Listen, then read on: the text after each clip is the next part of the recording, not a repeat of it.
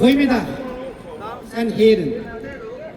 Mijn naam is Abderrahim Gheni en de mensenrechtenactivist in Nederland. Vandaag is 5 april 2026. Komen wij samen op het historische dag te herdenken. Een dag die het verloop van de strijd van ons Oeigoerse volk heeft veranderd. 36 jaar geleden, op 5 april 1999, brak de Oeigoerse nationale bevrijdingsbeweging uit het kleine dorp waren gelegen in het district Aktub, prefectuur Kızılsu-Kırgız, nabij Kashgar in door de China bezette Oost-Turkestan.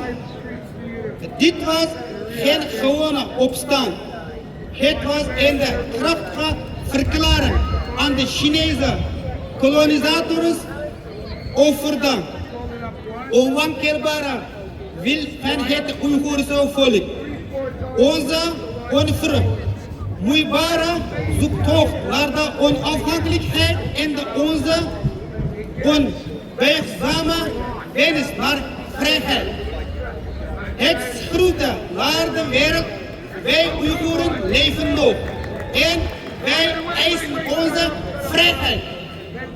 Dit was een moment van de grote betekenis in onze recente geschiedenis. Dat het begint markeerde van de glorieuze hoofdstuk van verzet tegen de onderdrukking. Laat me u terugbrengen naar die dag op 5 april 1990.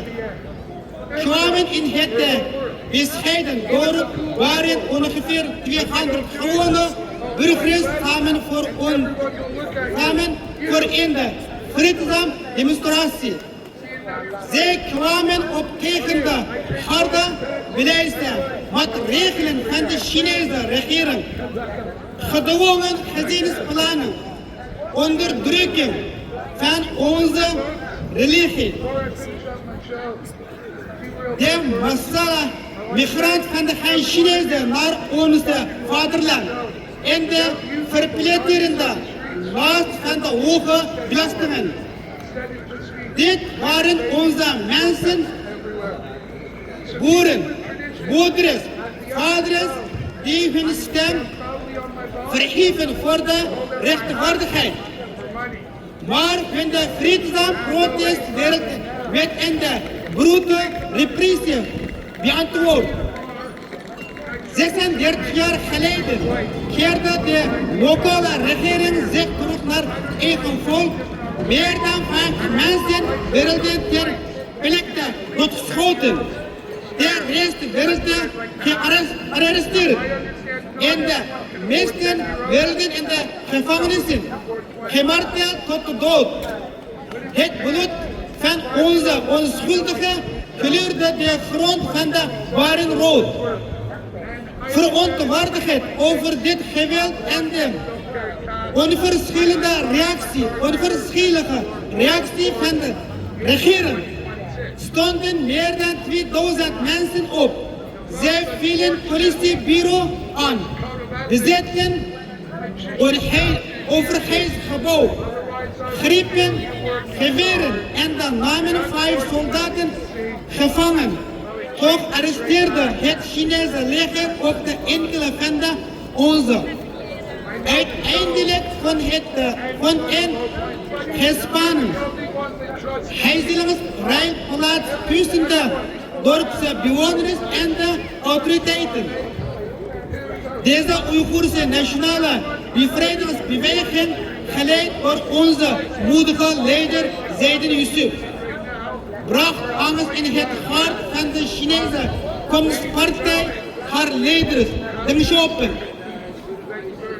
Jangzemen en de Lipen beleefden bij het horen van onze vastberadenheid om te voorkomen dat de Oeigoerse nationale bevrijdingsbeweging zich over Oost-Turkestan zou verspreiden, stuurde de Chinese regering haar leger uitgerust met de tankers en de oorlogsvliegtuigen naar Baren.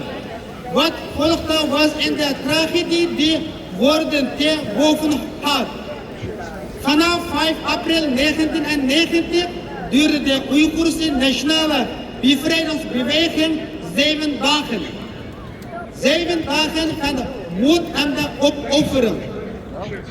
Maar het eindigde in de gruwelijk slachten. Toen Chinese soldaten bijna alle ongewapende burgers in Barendorp brutaal vermoorden.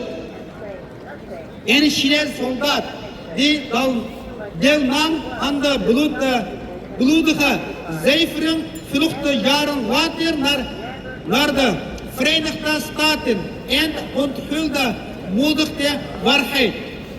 Hij vertelde dat bijna elke burger, mannen, vrouwen, kinderen, ongeacht of ze aan de nationale bevrijdingsbeweging deelnemen of niet, genadeloos werd afgeslacht. De internationale gemeenschap was geschokt.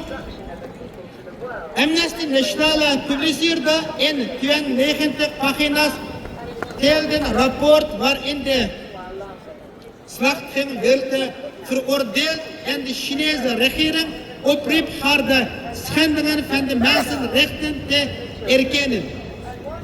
De wereldwijd onderdrukking die volgde te stoppen en alle vormen van de mensenrechten scheiding in Oost-Turkestan te beëindigen. De Baren-Oeigoerse Nationale Bevrijdingsbeweging was in de bewijs van de onweerzame moed en de buitengewone wilskracht van de Oeigoers volk. Het was onze verklaring dat we niet zullen buigen voor de slavernij. Dat Oost-Turkestan niet aan de China toebehoort. Het staat als een van de meest significante Oeigoerse nationale bevrijdingsbeweging in de recente geschiedenis, die onze onwankelbare vastberadenheid voor de onafhankelijkheid toont.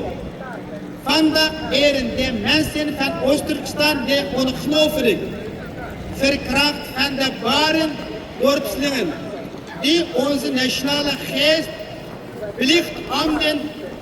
We herinneren en eren onze gevallen hebben. Vooral zeiden Yusuf, onze leider, die zijn leven opofferden voor onze vrijheid. Op deze dag eren we hem en alle die hun leven gaven in deze strijd. Wij zullen de glorieuze geschiedenis die de verkracht van Oeigoers volk verspiegelt nooit vergeten.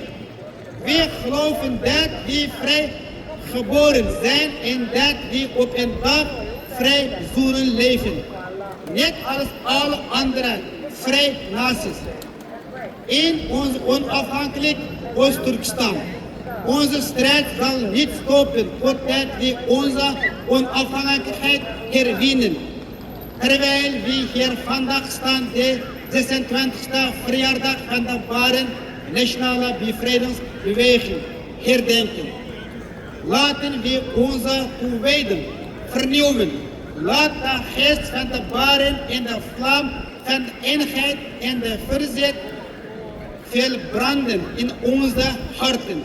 Het is onze morale plicht om door te vechten.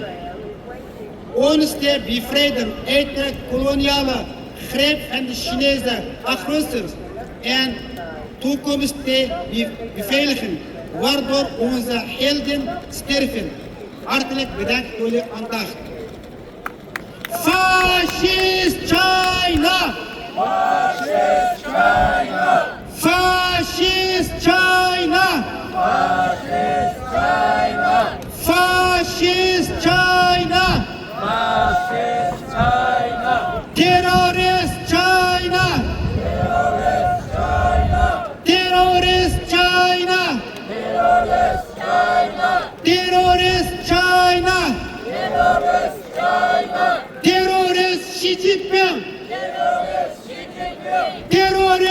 Jinping. Terrorist Xi Jinping. Terrorist Xi Jinping. Independence for East Turkestan. Independence for East Turkestan. Independence for East Turkestan. Independence for East Turkestan. Independence Independence for East Turkestan. for Tibet. Independence for Tibet. Independence for Tibet. Independence for Tibet. Independence for Tibet. Independence for Cantonia. Independence for Cantonia. Independence for Cantonia. Independence for Cantonia. Independence for Guangxi. Independence for Independence for Guangxi. Guangxi. Independence for Guangxi. Vrijheid voor alle Chinese mensen die onder druk in de Chinese regering.